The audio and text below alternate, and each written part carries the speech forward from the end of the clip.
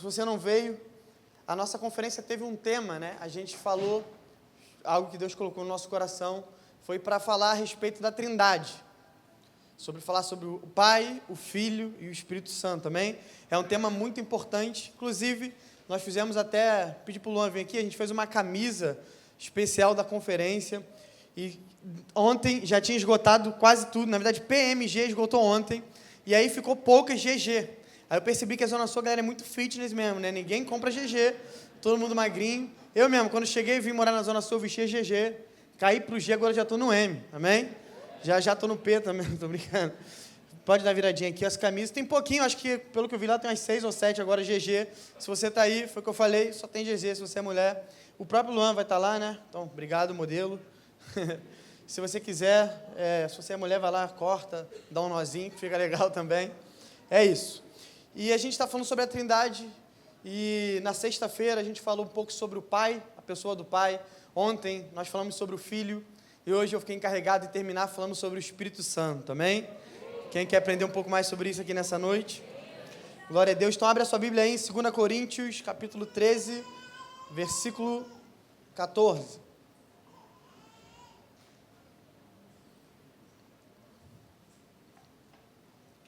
2 Coríntios 13, versículo 14. Se o tecladista puder vir para ficar um pouquinho mais espiritual.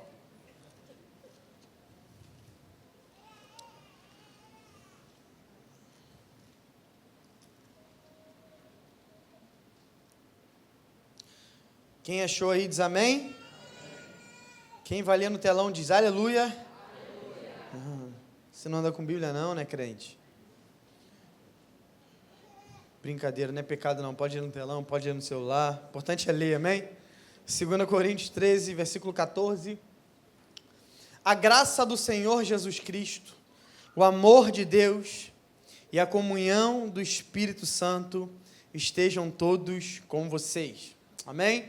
A gente, como eu falei, a gente falou um pouco sobre a Trindade aqui, e o texto base da nossa conferência foi esse versículo que eu acabei de ler.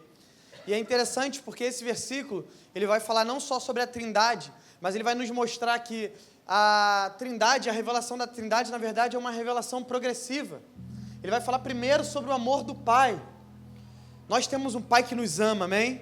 Nós temos um Deus que nos criou, nos planejou, sonhou com a nossa vida, nos formou quando a gente estava no ventre da nossa mãe e que cuida de nós até hoje, amém? Por isso, a gente falou muito na sexta-feira sobre isso, sobre o amor do Pai. O pastor Daniel Lara pregou aqui na sexta-feira, ele falou bastante sobre o amor do Pai, foi uma noite muito incrível, pessoas foram curadas aqui de paternidade, ele falou algo muito incrível, né? Ele fez uma ilustração, uma brincadeira que aconteceu na casa dele, que ele falou que ele chegou para a filha dele e deu R$100 para ela, e falou assim, filha, esse dinheiro é para você comer a semana toda na escola, e ele deu R$100 para ela ali na segunda-feira, e a verdade é que a filha dele, a Chloe, foi. Na própria segunda, ela comprou os R$100 de picolé e de bala na cantina e distribuiu para os amigos.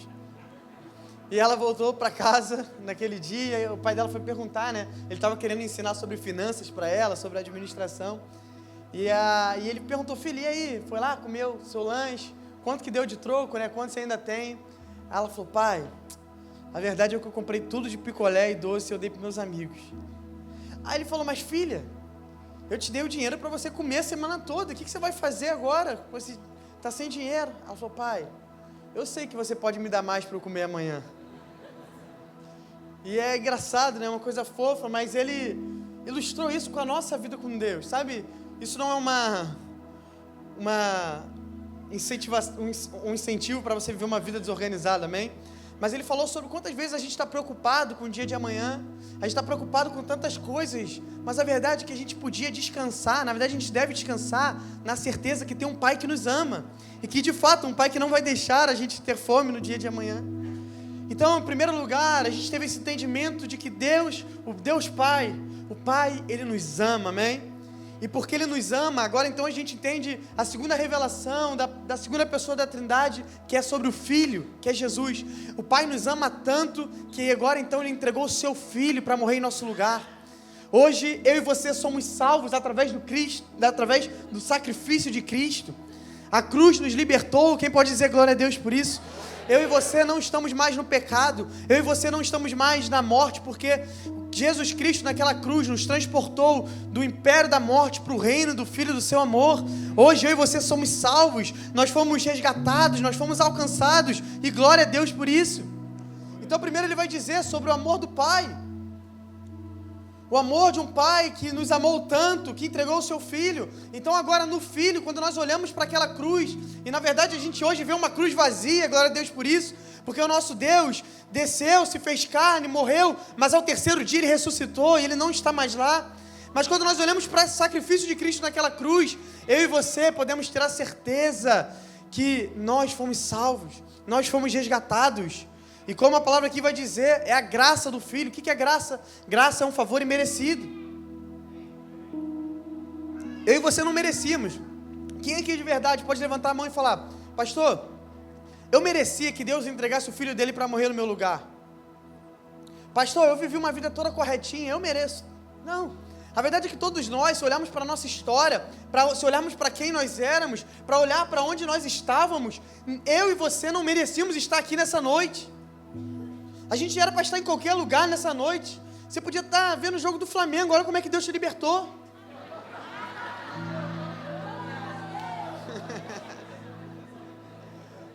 Mas nós poderíamos estar em qualquer lugar, perdidos, nossos delitos, nossos pecados, mas a verdade é que a graça do Cristo, do Filho de Deus, nos alcançou e nos resgatou. Mas agora então, ele vai falar por último, a terceira pessoa da Trindade, a terceira revelação, é sobre o Espírito Santo de Deus. E ele vai falar sobre isso, e nós vamos falar um pouco mais sobre isso. Mas eu acho interessante demais esse tema, e a gente quis trazer isso para a conferência, porque a verdade é que a Trindade é um mistério. A Trindade é um mistério que teólogos estão há centenas de anos tentando entender, e a verdade é que ninguém consegue entender de fato, a gente só vai entender na eternidade. O mistério de um Deus que se manifesta em três, amém? Nós não servimos a três deuses, amém? Nós servimos a um Deus que se manifesta de três formas. Nós não servimos a três partes de Deus, não. A gente se serve a um Deus único, completo, inteiro, mas que decidiu se manifestar em três. E por quê? Talvez a gente nunca vai saber de fato. Existem muitas linhas teológicas, muitas ideias sobre isso, e você pode se apegar a que você quiser. Mas uma linha, na verdade uma explicação que eu amo sobre a Trindade, é que quando Deus decide se manifestar em três, quando Deus decide se manifestar dessa forma, na verdade o que Ele está fazendo é manifestando o seu caráter, e o caráter de alguém que quer se relacionar. Nosso Deus não é um Deus isolado, solitário, Ele é um Deus que se relaciona. O Pai se relaciona com o Filho com o Pai, o Filho com o Espírito com o Pai. David Clark, um teólogo, vai dizer: a doutrina da Trindade mostra que Deus não tem sido eternamente um ser solitário e isolado. O nosso Deus é um Deus de relacionamento. Nosso Deus é um Deus que quer se relacionar. Existe um termo também teológico que explica a Trindade, que é pericorese. Sei que é um nome difícil, mas pericorese era, muitos anos atrás, antigamente, existia uma brincadeira onde as crianças ficavam de mãos dadas, e essas crianças ficavam dançando em círculos de mãos dadas. Enquanto elas estavam em círculo, tinha uma criança no meio dessa roda, e aí quando elas gritavam, as crianças trocavam, e alguma dessas crianças que estava na roda ia para o meio, e essa criança que estava no meio ia para a roda, e ali eles ficavam trocando, ficavam se relacionando. E um teólogo uma vez trouxe essa ilustração para mostrar o que é a Trindade para a gente. É um Deus em três partes, um Deus que se manifesta em três, que se relaciona entre si, mas não só se relaciona entre si, agora Ele decidiu se relacionar com a gente, comigo e com você. E é por isso que o último aspecto da Trindade é o Espírito Santo de Deus. Mas o que eu acho interessante é quando o apóstolo Paulo, agora na segunda carta aos Coríntios, ele está se despedindo. Esse é o último versículo dos Coríntios, e ele vai falar sobre o amor do Pai, ele vai falar sobre a graça do Filho, mas a palavra que ele traz para descrever o Espírito Santo de Deus é uma palavra que provavelmente eu e você não descreveríamos. Se eu perguntar para você hoje, irmão, para você, o que o Espírito Santo de Deus representa? O que ele significa para você? E eu passasse o microfone aqui, eu tenho certeza que a maioria das coisas que eu ouvi é: pastor, ele é poder. Pastor, ele é sobrenatural. Pastor, alguns mais místicos, ele é uma energia. Pastor, ele é cura. Você falaria tantas coisas. E eu creio que a maioria de nós falaríamos a respeito de poder, de glória, de manifestação, não é verdade? Quando a gente fala assim, aquele culto foi cheio do Espírito Santo de Deus. Eu só falo, você não veio ontem. Aí eu falo, cara, você perdeu. Ontem o culto foi cheio do Espírito Santo. Cara, o que você vai pensar? Uns jovens aqui, um em cima do outro, aqui rolando, caído no chão, não é verdade? O pessoal sendo carregado, todo mundo falando em línguas, profetizando. Quando a gente pensa no Espírito Santo, automaticamente a gente pensa nisso. Se eu falar para você, fulano é cheio do Espírito Santo, o que você vai pensar? Alguém que sai por aí curando enfermos, não é verdade? Alguém que canta e prega e a gente sente unção. Alguém que manifesta dons, profecias. Às vezes até o nosso subconsciente já linka com isso. Mas a verdade é que o apóstolo Paulo vai trazer uma explicação sobre o Espírito Santo, que nada tem a ver com isso. Por mais que o Espírito Santo seja poder, amém? Por mais que ele nos revista de poder, por mais que o Espírito Santo nos dê dons, por mais que existe manifestação de poder, o apóstolo Paulo aqui vai estar nos mostrando que, por mais que ele possa ser isso tudo, ele não se resume só a isso. Falar que o Espírito Santo é só um poder é reduzir demais quem ele é na totalidade. Falar que ele é só dons e é reduzir demais quem ele é. E agora o que o apóstolo Paulo vai falar, não é que o Espírito Santo é milagre, é poder, cura, é sobrenatural, não. O que o apóstolo Paulo vai falar sobre o Espírito Santo é comunhão. A comunhão do Espírito Santo. E a palavra que ele usa é koinonia. Koinonia é uma palavra que significa comunhão, mas na verdade não é uma comunhão qualquer, é uma comunhão profunda. Essa palavra nos remete à amizade, essa palavra nos remete a companheirismo, relacionamento. Então o que o apóstolo Paulo está dizendo é, eu e você precisamos cultivar um relacionamento com a pessoa do Espírito Santo. Nós limitamos ele demais a cultos proféticos, a cultos sobrenaturais, a noites de glória, mas não, o Espírito Santo é muito mais do que isso. O Espírito Santo é nosso amigo. O Espírito Santo é uma pessoa que quer se relacionar, uma pessoa que quer falar, uma pessoa que quer ser ouvida, uma pessoa que quer ouvir. Nós precisamos cultivar essa amizade. Mas sabe, muito desse nosso equívoco a respeito do Espírito Santo, de achar que ele é só poder, de achar que ele é só uma energia, vem realmente de não se aprofundar em quem ele é, mas também vem de nós não entendermos claramente a cronologia bíblica. Talvez ficou até mais confuso para você agora usar essas palavras, mas eu vou te explicar hoje, a gente vai passear um pouco na Bíblia, e eu vou te mostrar quando o Espírito Santo foi prometido, quando ele chegou, o porquê que ele veio, o porquê que ele está aqui entre nós, o porquê que ele está dentro de nós, amém? Quem quer aprender um pouco mais sobre isso aqui? Eu creio que esse entendimento pode mudar a sua vida, assim como mudou a minha também.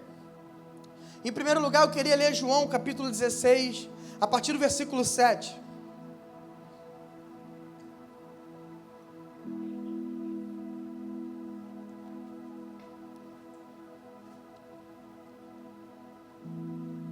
João capítulo 16, versículo 7. Antes da gente ler, só para contextualizar o que está acontecendo aqui. Jesus está com seus discípulos agora. Jesus está ensinando a eles, Jesus está falando com eles. Na verdade, nós estamos caminhando aqui para os últimos dias de Jesus na terra. Jesus agora, a partir de João 15, ali, 16, 17, Jesus começa nos seus sermões e nas suas palavras, dar spoilers, dar algumas dicas do que ia acontecer. E agora então ele está com seus discípulos, num dos seus últimos momentos de vida, amém? Então eu quero que você ouça essas palavras que Jesus está falando para eles, entendendo isso. Talvez sejam os últimos dias dele, os últimos momentos. Então Jesus vai dizer, eu lhes digo a verdade, é melhor para vocês que eu vá, porque se eu não for, o Consolador não virá para vocês. Mas se eu for, eu o enviarei a vocês. Quando ele vier, convencerá o mundo do pecado, da justiça e do juízo. Do pecado, porque eles não creem em mim. Da justiça, porque eu vou para o Pai e vocês não me verão mais. Do juízo, porque o príncipe desse mundo já está sendo julgado. Eu tenho ainda muito para falar, mas vocês não podem suportar agora. Porém, quando vier o Espírito da verdade, Ele os guiará em toda a verdade. Ele não falará por si mesmo, mas dirá tudo o que ouvir e anunciará a vocês as coisas que estão para acontecer. Ele me glorificará, porque vai receber do que é meu e anunciará isso a vocês. Tudo que o Pai tem é meu. Por isso eu disse que o Espírito vai receber do que é meu e anunciar isso a vocês. Então, como eu falei, Jesus aqui está nos seus últimos dias. Pensa comigo. Quem acha que os discípulos, os 12 principalmente, mas aqueles discípulos privilegiados por terem tido contato com Jesus e ter vivido junto com Ele, quem aqui acha que eles são privilegiados? Pensa só quantas pessoas existiam naquela época ali na Judéia. Você ser escolhido entre 12. Imagina, todo dia você acordar, caramba, para onde a gente vai hoje? O que será que Jesus vai fazer? Será que Ele vai voar? Será que Ele vai andar sobre o mar de novo? Será que Ele vai curar quantos leprosos? Imagina o êxtase de acordar todo dia sabendo que uma nova aventura pode vir, chegar. Quantos cegos Ele vai curar? Quantos endemoniados Ele vai expulsar? Ontem Ele expulsou os demônios e foi para o porco. Será que hoje vai para a galinha? Era todo dia uma novidade. Não tinha dia, qualquer dia com Jesus. E aí eles estão ali vivendo os melhores dias. E agora Jesus não está só dizendo que Ele vai estar próximo da morte dele, o que já é um baque, mas Jesus vai dizer: é melhor para vocês que eu vá. Imagina isso, alguém assimilar isso. Jesus, como é melhor para mim que você vá embora? Eu estou vivendo todo dia com você, eu estou vivendo o céu na terra, literalmente. Eu estou vivendo um ápice, você está vivendo o avivamento aqui em Jerusalém. Como é que pode ser melhor para mim que você vá? Eu quero que você fique para sempre aqui. Provavelmente seria a nossa reação, não é verdade? Pô, Jesus, só 3 anos de ministério? Deu tempo nem de... Mas Jesus está falando, eu preciso ir. Mas não só preciso ir, é melhor para vocês que eu vá. E por que Jesus está falando isso? Porque Ele fala, porque se eu não for, o Espírito Santo não vai vir para vocês. Em outras palavras, pode soar até um pouco herético o que eu vou falar aqui, mas o que Jesus está querendo dizer para eles é que após mim vai vir alguém em que vocês terão um relacionamento superior com Ele. Se Ele está falando que é melhor que eu vá, para que Ele venha, o que Ele está dizendo é, vocês estão prestes a entrar numa nova dispensação, que é uma dispensação ainda mais profunda de relacionamento. Vocês vão ver coisas que vocês ainda não viram, vocês vão viver realidades que vocês ainda não viveram. E aí, eu não vejo Jesus aqui falando, nossa, eu tenho que ir, não. Cara, deixa eu ir logo, eu preciso ir logo, porque eu estou doido para que vocês vivam isso. Eu preciso ir, porque se eu não for, Ele não vai vir. E quantas vezes a gente não limita?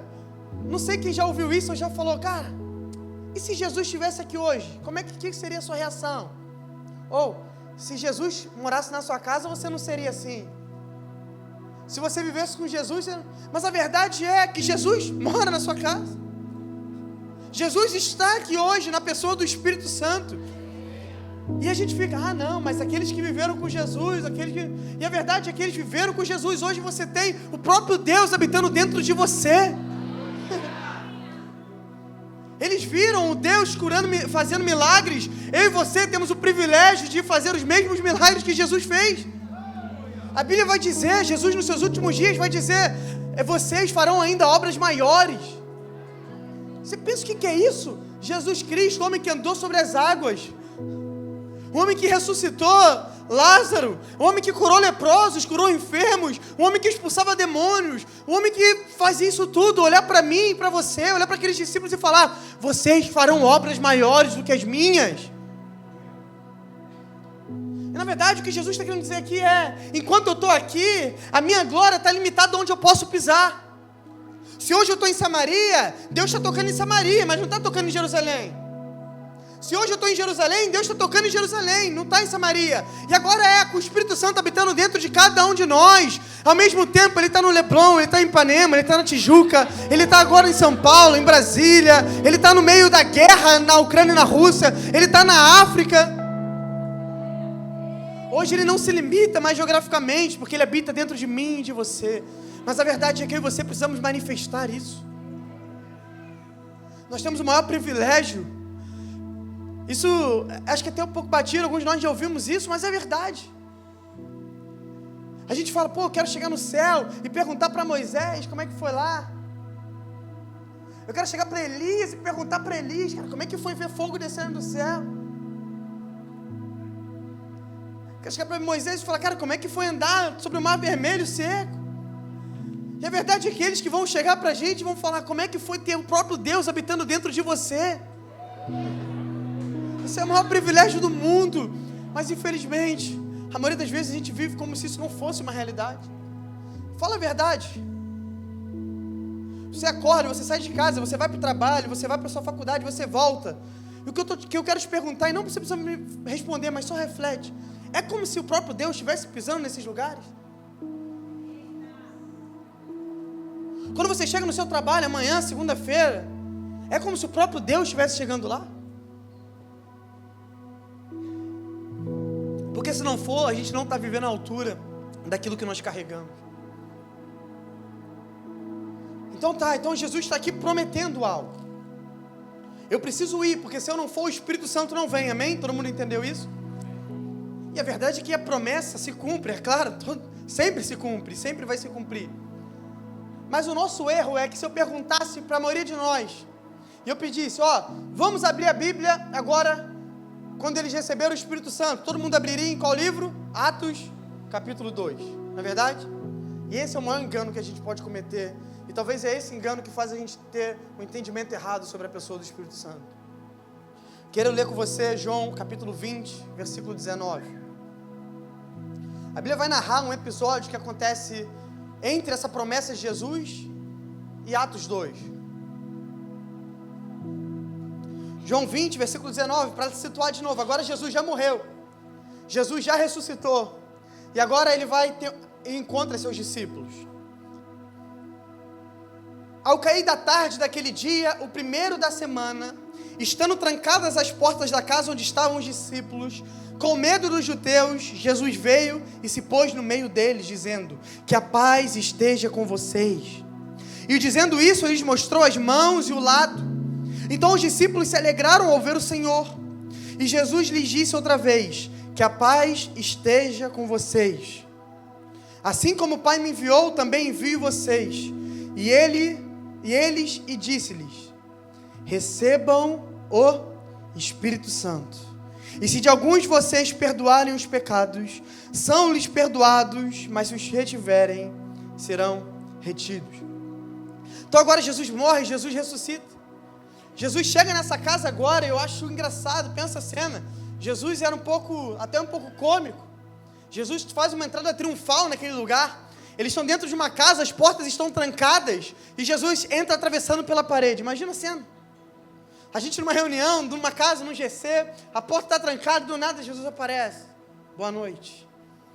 E ele vem já dando carteirada, ele mostra a mão furada, ele mostra a lateral do corpo dele que foi furada também pelos romanos, como uma validação de quem ele era, que era ele que tinha morrido e ressuscitado. E agora Jesus ali está falando suas primeiras palavras, uma das suas primeiras palavras para os discípulos após ressuscitar.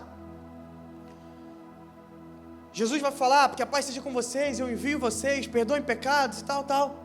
Mas algo interessante que Jesus vai dizer aqui é, recebam o Espírito Santo. Opa! Então esses homens não receberam o Espírito Santo em Atos 2. Esses homens receberam a habitação do Espírito Santo nesse episódio aqui.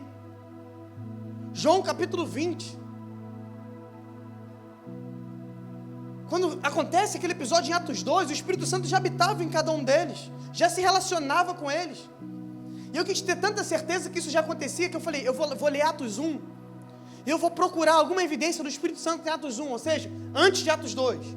Aí Atos 1, versículo 2 vai dizer, até o dia em que foi elevado às alturas, e depois de haver dado mandamentos por meio do Espírito Santo aos apóstolos que tinha escolhido. Ou seja, antes de Atos 2, o Espírito Santo já movia, o Espírito Santo já se comunicava, o Espírito Santo já ordenava, o Espírito Santo já se relacionava.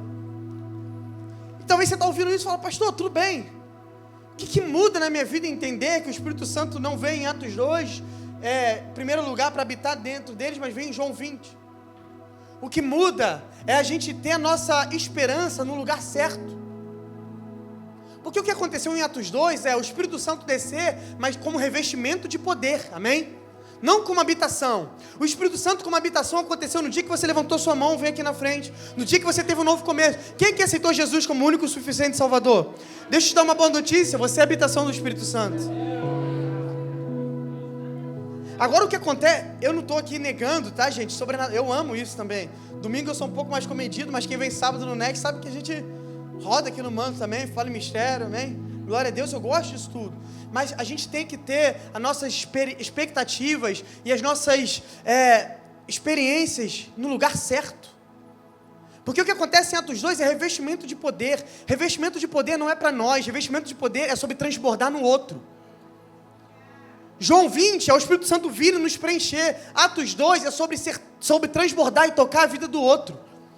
Só que por não entender a coisa certa, por não entender o momento certo, tem um monte de homem e mulher de Deus aí, perdida, vivendo no pecado, destruída, querendo ser livre de um monte de coisa. Aí sabe onde está procurando ser liberto? Em vigília. Está procurando ser liberto em culto profético. Está liberando ser liberto quando o pastor bota a mão na cabeça e cai no chão e ele acordar liberto. Onde já se viu isso, gente? Quantas vezes eu já vi em culto aqui, sobrenatural, caí, levantei, orgulhoso, mentiroso, vaidoso. Quantas vezes eu vim aqui no culto, rodei, falei em línguas aqui, saí daqui, fui ignorante com alguém lá fora? Só eu? Não é isso que muda a nossa vida, não. O que muda a nossa vida e o nosso caráter é uma comunhão, um relacionamento íntimo com o Espírito Santo. E aí você está de conferência em conferência, de vigília em vigília, de culto profético em profético. Espírito Santo me liberta, pastor, bota a mão na minha cabeça. Irmão, não vai mudar nada se eu botar a mão na sua cabeça aqui hoje. Não é isso que tem poder para te libertar. O que tem poder para te libertar é um relacionamento diário com a pessoa do Espírito Santo. É ser mudado diariamente, é passar por um momento de metanoia, renovação da mente. E isso só Ele pode fazer. Isso tudo é muito bom que eu falei. Os dons espirituais, eu gosto de falar sobre isso também. Eu gosto de fluir nos dons, eu gosto de orar por cura, eu gosto de ver enfermos sendo curados. Não só gosto, como isso é uma ordenança de Jesus. Mas isso é sobre tocar outras pessoas. Isso é sobre transbordar naquelas pessoas que estão lá fora e precisam encontrar a Cristo. Isso é sobre ser bênção na vida do meu irmão. Isso não é sobre me preencher. Vamos falar a verdade, gente. Culto profético, tem poder de preencher alguém? Você pode sair daqui animado, extasiado, empolgado. Amanhã, se você não tiver um relacionamento com Ele, você está frio de novo. Terça-feira você vai estar frio de novo, porque não é isso que nos mantém de pé. Não é isso que nos mantém no relacionamento. Não, o que nos mantém de pé, o que nos mantém vivo, o que nos mantém sendo transformados, é manter uma intimidade, um relacionamento com Ele. O que me faz completo, o que me transforma de verdade, é um relacionamento íntimo com essa pessoa. E isso muda completamente a nossa vida. Porque, como eu falei, a gente para de buscar no lugar errado. A gente para de buscar nas pessoas erradas. O que realmente transforma as nossas vidas não é experimentar o sobrenatural, não. Experimentar o sobrenatural é bom, faz parte do reino. Mas o que transforma a minha vida e a sua vida é um relacionamento íntimo com a pessoa do Espírito Santo. O pastor Francis Chan, um pastor americano, e eu estava lendo um livro dele que é O Deus Esquecido. Ele fala sobre a negligência da igreja com a pessoa do Espírito Santo. Nesse livro ele fala que nós como igreja, nós falamos muito da pessoa do Pai, e glória a Deus por isso, temos que falar sempre. Falamos muito da pessoa do Filho, sobre o sacrifício de Cristo, e temos que falar sempre. Mas a gente fala pouco sobre esse relacionamento e comunhão com o Espírito Santo de Deus.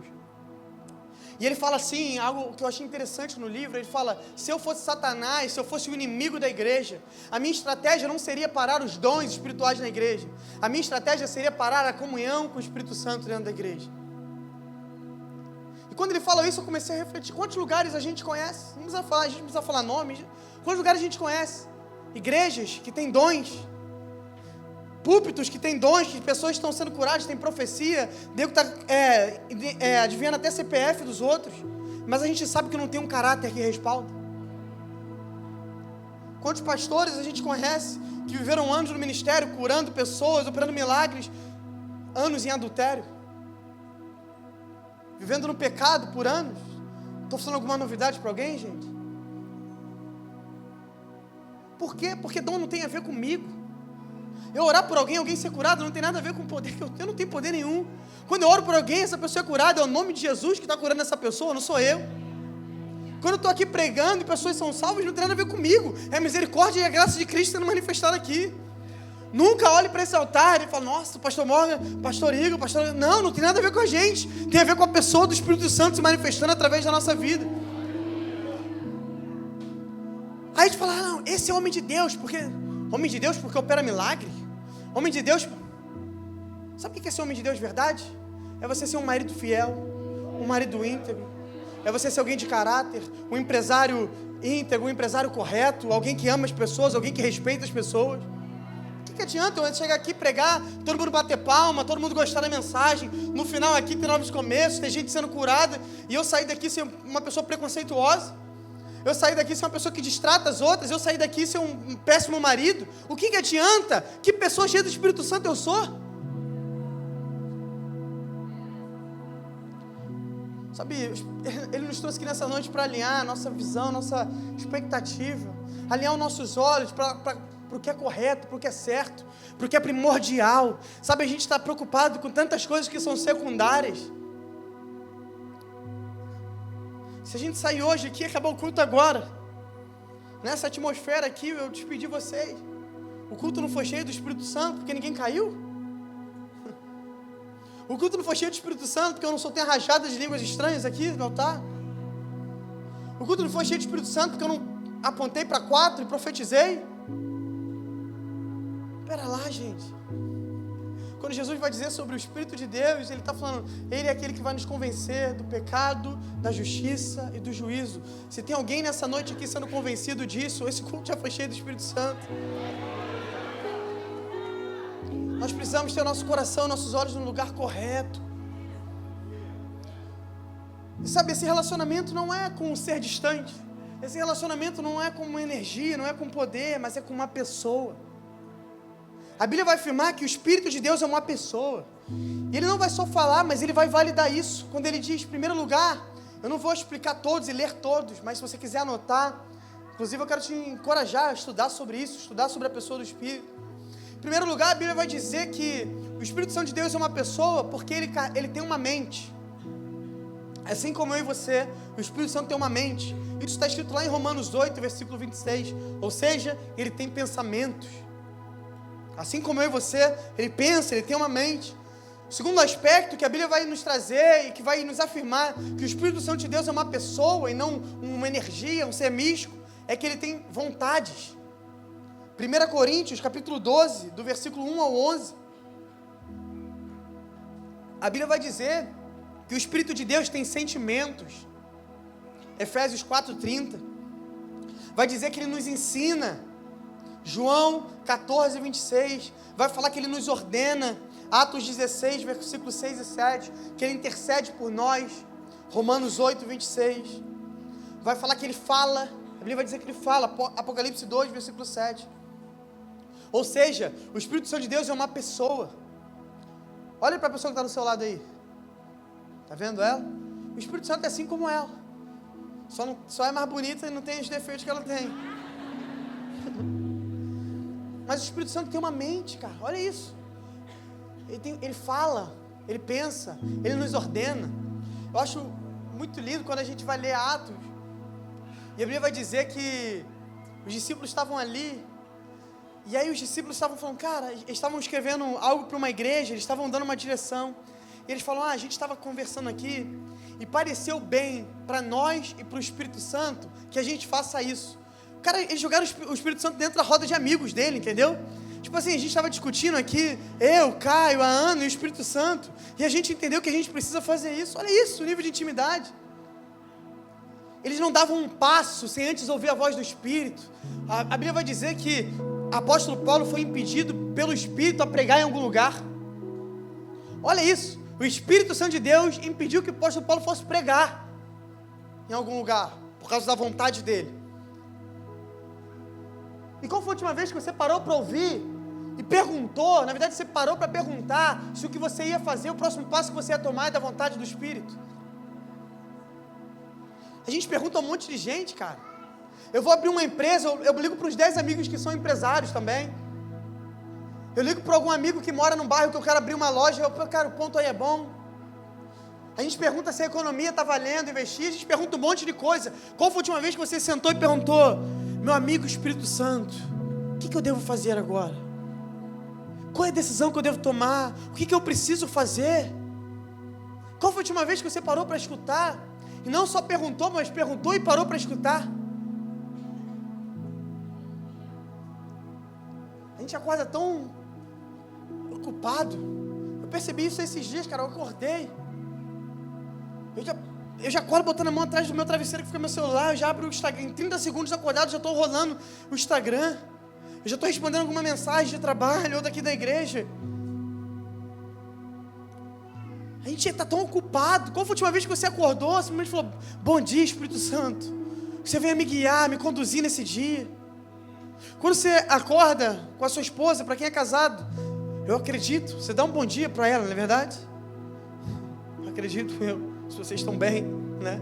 Se nada aconteceu na noite anterior. Você acorda, dá um bom dia. Você fala com ela. Eu falei aqui hoje de manhã, imagina a loucura de um dia eu acordar, eu e minha esposa em casa, e pensa num dia talvez que eu estou de folga, eu estou o dia todo em casa, e eu acordo, levanto, não falo com minha esposa, vou para a cozinha, vou para a sala, começo a fazer minhas coisas, eu não falo com ela, passo o dia, não falo com ela, ela passa por mim, parece que ninguém passou. Não só isso, ela começa a me chamar, Mateus, eu, como se ninguém estivesse falando. Não seria loucura isso? E quantas vezes a gente não faz isso com a pessoa do Espírito Santo? A gente acorda, a gente não conversa, a gente não para ouvir, e quantas vezes Ele está nos chamando, falando, ei, quanto tempo você não para me ouvir? Quanto tempo você não para falar comigo? Quanto tempo você não para ter intimidade comigo? E a gente está vivendo um dia assim, igual esse exemplo que eu falei. Qualquer um de vocês, se tivesse uma câmera na minha casa filmando essa cena, todos vocês falariam, ou ele está surdo, ou ele está maluco, não é verdade? Mas a gente faz exatamente isso com a pessoa do Espírito Santo. A gente quase que nega a existência dele na nossa vida. Qual foi a última vez que você lembrou que ele habita dentro de você? Do nada eu estava aqui, caramba, ele habita dentro de mim. Caramba, ele está aqui agora. Qual foi a última vez? Qual a última vez você perguntou algo, você estava estudando algo na Bíblia, ou você não entendia algo, você perguntou? Eu reparei isso também esses dias. Quando eu comecei minha caminhada, eu li a Bíblia, eu lembro que eu parava num versículo que eu não entendia, e eu fui ensinado a isso, e eu fechava a Bíblia ali e eu falava, Espírito Santo, me revela o que as Escrituras estão falando aqui. Me revela o que essa palavra está dizendo. Eu lembro que eu ficava dias ali naquele versículo até que o Espírito Santo me revelasse. Hoje, quando eu não entendo algo, eu abro meu iPad na hora, eu vou no Google, eu vou no ChatGPT. Estou falando, essa tecnologia ajuda muita gente, a gente entende, você pode estudar, mas qual foi a última vez porque quando eu vou lá e pergunto ao Google, ele vai falar a revelação que alguém teve sobre aquela palavra, a revelação que outro teve, mas e qual foi a última vez que você teve uma revelação da palavra de Deus? Ou você está vivendo em cima da revelação dos outros? Se a gente ficar vivendo de Google, de ChatGPT, disso, a gente vai ficar vivendo da revelação dos outros, mas a verdade é que o Espírito quer revelar para você a vontade dele. O Espírito quer revelar para você a palavra dele. O Espírito quer te ensinar. Ele é uma pessoa, ele quer se relacionar. Ele quer conversar com a gente. E o último aspecto que a Bíblia vai dizer sobre o Espírito Santo ser uma pessoa, e que na verdade quando eu me aprofundei um pouco nisso, eu confesso que isso mexeu comigo. É que em Efésios 4, versículo 30, a Bíblia vai dizer que o Espírito Santo pode ser entristecido. Efésios 4, versículo 30, a Bíblia vai dizer: não entristeçam o Espírito Santo de Deus, com o qual vocês foram selados para o dia da redenção. Pensa comigo, eu não sei você, mas eu entrei em crise quando eu li esse texto. O Deus perfeito, glorioso, imortal, pode ficar triste? Um Deus que não precisa de nada de ninguém, um Deus que é completo em si mesmo, um Deus que é perfeito, pode ficar triste? E eu não sei você, eu já tive a péssima experiência de entristecer alguém. Eu já tive a experiência de entristecer a minha esposa, por exemplo. Eu tive a experiência de entristecer amigos. Eu já tive a experiência de, talvez, decepcionar alguém. Não sei você, mas eu não sou perfeito. De vez em quando eu decepciono pessoas,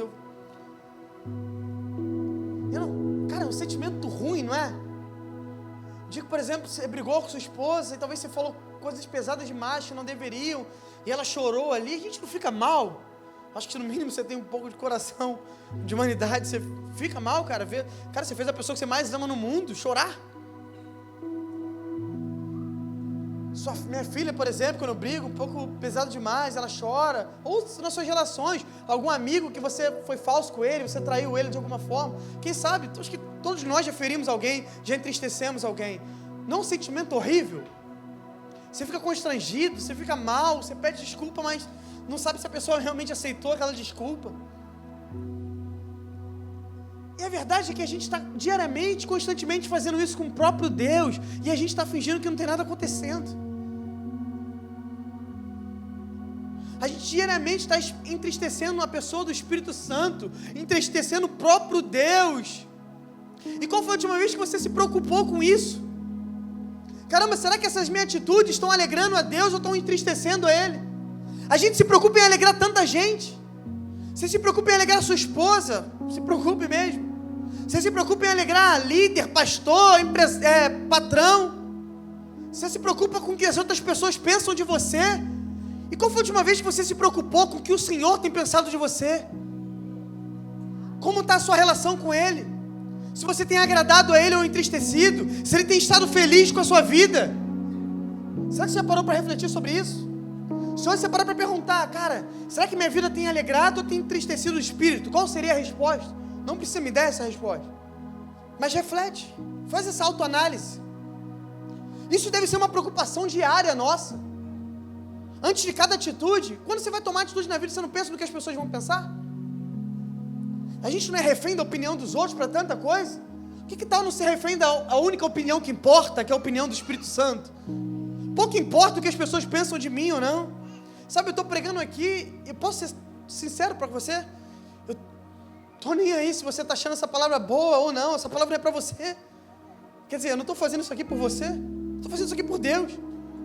O que importa quando eu descer desse altar não é o que você pensa de mim. O que importa é quando eu descer daqui, o Senhor fala para mim, Ele foi fiel. Só isso que importa para mim. Mas quantas vezes a gente não está fazendo tantas coisas, tomando tantas decisões, tentando validar a nossa vida na opinião alheia? E qual foi a última vez que você se preocupou com a única opinião que importa? A única opinião que tem valor? A única opinião que vale? Estamos entristecendo o Espírito, mas como entristecendo?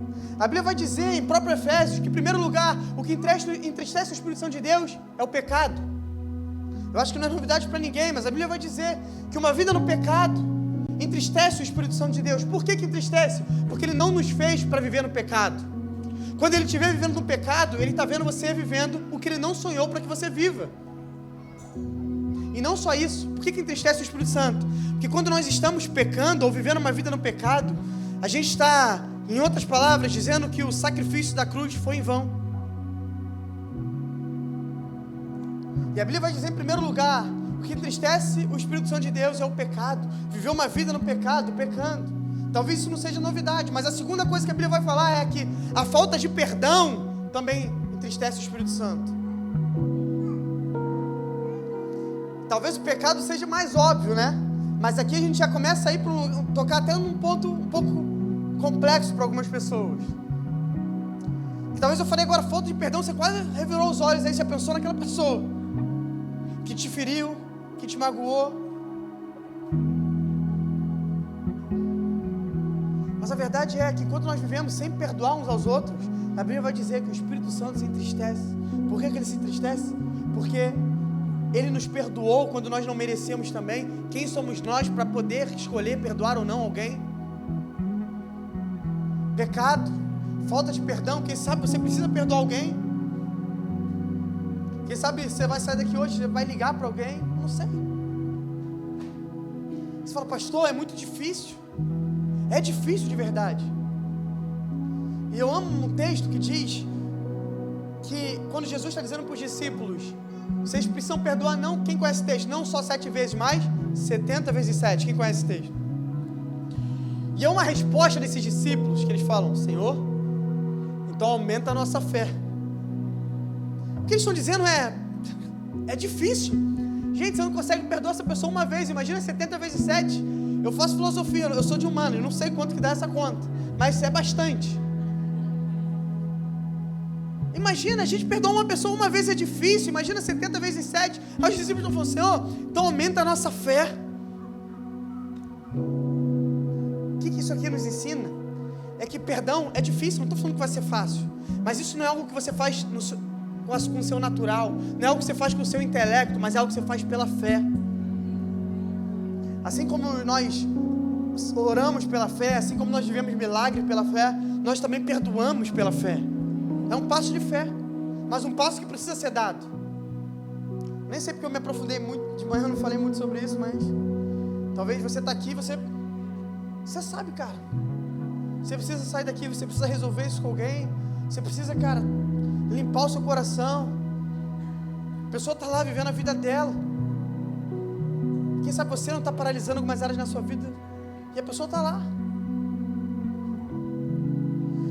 Em último lugar, ele vai falar que o que entristece o Espírito Santo também é viver como se ele não existisse. Como eu falei aqui, o exemplo de eu acordar um dia e viver o dia todo na minha casa como se minha esposa não existisse. A loucura que seria. Mas muitos de nós, eu falo para mim primeiro, quantos dias eu não acordei e vivi um dia inteiro como se ele não existisse? Como se ele não estivesse ali, como se ele não estivesse habitando em mim. Mas sabe uma verdade aqui nessa noite? É que independente da forma que você entrou aqui, talvez você fale, pastor, você está falando aí, eu percebi que eu estou vivendo uma vida que entristece o Espírito Santo. A verdade é que essa palavra aqui não foi feita para te condenar, por mais dura que seja, e eu juro que eu tento não ser assim, mas por mais dura que seja, talvez por mais firme que essa palavra seja, não é uma palavra de condenação, mas é uma palavra de misericórdia. Sabe o que é uma palavra de misericórdia? Porque a gente precisa voltar lá no início, quando a gente começou, e a gente falou que a Trindade é um Deus completo e que se manifesta de 3 maneiras. E talvez você está ouvindo aqui e fala que, pastor, a minha comunhão com o Espírito Santo não está tão boa assim. O meu nível de intimidade com Deus não está tão bom assim. Eu estou vivendo errando no pecado. Eu confesso que eu tenho entristecido o Espírito Santo. Sabe qual é a boa notícia? É que o amor do Pai e a graça do Filho continuam disponíveis para você nessa noite. O amor do Pai, que não poupou o seu próprio Filho para morrer no meu e no seu lugar, continuam disponíveis para mim e para você. Nesse lugar, nessa noite, existe um Pai de amor, um Pai que te procura, um Pai que te resgatou, um Pai que te ama tanto que você está aqui hoje. Tem gente que eu sei que não era nem para você estar aqui hoje, você fez de tudo para não estar aqui. Você tentou até o último minuto dar uma desculpa para esse amigo que te chamou para não vir. A sua esposa teve que dar um mata-leão, te botar dentro do carro e te obrigar a vir para o culto. Tem gente que é flamenguista fanático, pensa em perder uma final para estar aqui no culto, mas não sei por que você está aqui. Se você está aqui, é porque o Pai te ama tanto, o seu Pai te ama demais para te ver vivendo da mesma maneira que você estava vivendo. Ele te trouxe aqui porque Ele quer realinhar a sua vida, Ele te trouxe aqui porque Ele quer se reconectar com você. Sabe o que eu mais amo no Evangelho? É que todas as religiões da terra falam sobre um homem tentando se reconectar com Deus. Todas elas. É o homem fazendo esforço, o homem se mutilando, o homem tentando se esforçar para se reconectar com o ser divino. Nós servimos ao único Deus, que Ele mesmo se fez carne, desceu na terra, viveu a nossa vida, Ele mesmo se entregou por mim e por você. O Evangelho não é sobre tentar Não, o Evangelho é que Ele veio até nós. Foi Ele que nos resgatou, foi Ele que nos alcançou. E hoje a gente só tem uma opção: dizer sim para isso. Duas opções: dizer sim ou não. O esforço já foi feito, o sacrifício já foi feito. O sacrifício da cruz, a misericórdia, a graça de Cristo na cruz está disponível para mim e para você nessa noite. Não importa a forma como você entrou aqui hoje, não importa como estava a sua vida, existe graça disponível aqui para você. Eu queria te convidar nesse momento a levantar, a ficar de pé. Eu queria te convidar para que você ficasse com seus olhos fechados, sabe? Não se distraia. Como nós falamos aqui, nós falamos sobre a comunhão no Espírito. Quem sabe, por muito tempo você já teve essa comunhão. Por muito tempo você já orou, você já foi apaixonado por Deus. Por muito tempo você se entregou, por muito tempo você viveu nessa presença. Mas você se esfriou, você se distanciou.